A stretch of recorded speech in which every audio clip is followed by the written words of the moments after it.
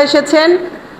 উনি অনেক একজন মহান, আমি বলবো এলাকার মধ্যে ওনার অনেক আগে থেকে অনেক সুনাম রয়েছে দেখেই মানে সবাই মিলে আমরা সিলেকশন করেছি আমরা ভাইয়াকে আমাদের এই মাদ্রাসার যে প্রাঙ্গণে যেন উনি আসেন এবং আমাদের সাথে একটু সময় দেন।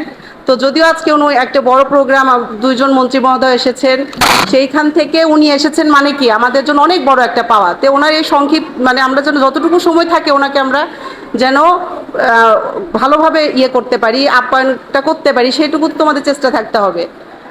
তো ভাইয়ের কাছে ক্ষমা চেয়ে নিচ্ছি, মানে ওরা ছোট মানুষ, সকাল থেকে স্কুল ছুটির পর এখানটায় আছে জন্য একটু এরকম।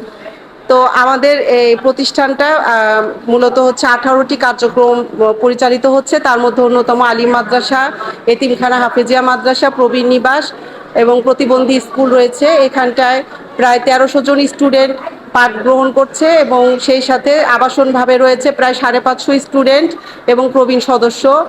তো এখানটায় সচ্ছল এবং অসচ্ছল দুটো ক্যাটাগরিতেই সবাই রয়েছে। বিশেষ করে যারা অসচ্ছল তাদেরকে আপনার থানা প্রশাসন থেকে এবং জেলা প্রশাসন মানে বিভিন্ন পর্যায় থেকে তারা দিয়ে যাচ্ছে আমাদের কাছে। তারা রয়েছে, প্রবীণ রয়েছে, বিশেষ চাহিদা সম্পন্ন শিশুরাও রয়েছে। তো এদের আমরা আসলে সাধারণ শিক্ষার পাশাপাশি বিভিন্ন কারিগরি শিক্ষা প্রদান করছি এবং সেই কারিগরি শিক্ষা প্রদানের মাধ্যমে যারা লেখাপড়াটা বিশেষ করে ধরতে পারছে, যারা বিশেষ চাহিদা সম্পন্ন শিশু বিশেষ করে তাদেরকে আমরা এমনিতে কাজে ইনভলভ করার চেষ্টা করছি এবং অনেকে প্রায় 8-10 জনকে আমরা কাজও দিয়েছি। তো এগুলো করতে যে আমাদের আসলে ব্যাপক মানে এখানটা একটা ব্যয় কিংবা এরকম সাধন করতে হয়। তো সেই জন্য আসলে সবার সহযোগিতা প্রয়োজন, শুধুমাত্র আর্থিকটা না, মানে আপনারা যদি বিভিন্ন পরামর্শ দিয়ে বলেন, বিভিন্ন লোক জনবল পরামর্শের মাধ্যমে আমাদেরকে একটু পাশে থাকবেন, এটাই আমাদের অনুরোধ।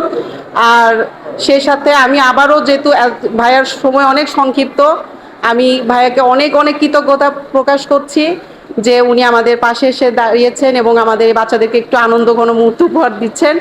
আর বিশেষ করে আজকে যে মূলত অনুষ্ঠানটা টুর্নামেন্ট প্রতিযোগিতা, তো এখানটায় বাচ্চারা আসলে একই দল তো অবশ্যই ভালো করেছে এবং সবাই অংশগ্রহণ করেছে, বিজয় নয় অংশগ্রহণটাই বড় কথা।